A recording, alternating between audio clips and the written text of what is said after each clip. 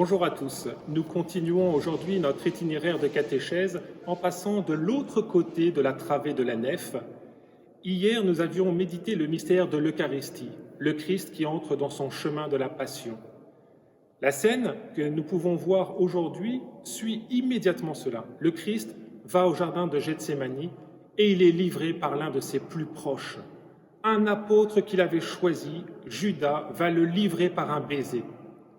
Voilà pourquoi Flandrin a voulu mettre en correspondance la scène de Joseph, qui lui aussi est livré par ses frères. Joseph est le préféré de son père Jacob, de quoi susciter la jalousie de ses frères qui manigancent de le tuer.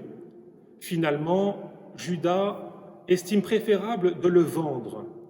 Nous voyons dans la scène ici présente une caravane de Madianites qui va donc acheter Joseph et ils vont partir en Égypte, pays de l'exil. Mais de manière assez étonnante, dans ce pays, le Seigneur va s'occuper de Joseph et il va faire de lui comme une sorte de vice-roi d'Égypte. Joseph va être la personne qui va donner le salut à ses frères et à son père, de deux manières. Il va apporter d'abord une délivrance physique et puis une délivrance spirituelle.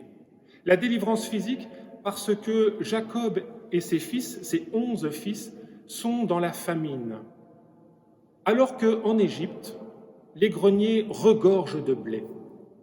Les frères vont venir donc demander de l'aide et Joseph, qui est le vice-roi d'Égypte, qui n'est pas encore reconnu de ses frères, va être l'instrument de la délivrance, il va donner de quoi se nourrir. Mais plus encore, il va être l'instrument de la délivrance spirituelle parce qu'il va pouvoir offrir le pardon à ses frères. Le mal que vous avez voulu me faire, dit Joseph, Dieu l'a changé en bien pour sauver la vie à un peuple nombreux. Et c'est ce que nous voyons dans la scène de Jésus. Jésus est livré par Judas et plus globalement par l'ensemble de l'humanité dont nous aussi nous faisons partie. Mais il suscite du sein même du péché une délivrance possible. Dieu rend possible la vie à partir d'un mal qui a été commis.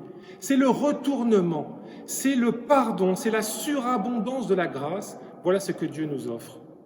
Nous voyons Jésus qui, tout en étant livré, porte en lui une plénitude d'amour et offre par anticipation déjà à Judas qui le livre un pardon. Scène magnifique que nous allons voir dans les autres scènes, puisque nous entrons progressivement, étape par étape, dans le chemin de la passion et de la résurrection. Rendez-vous demain.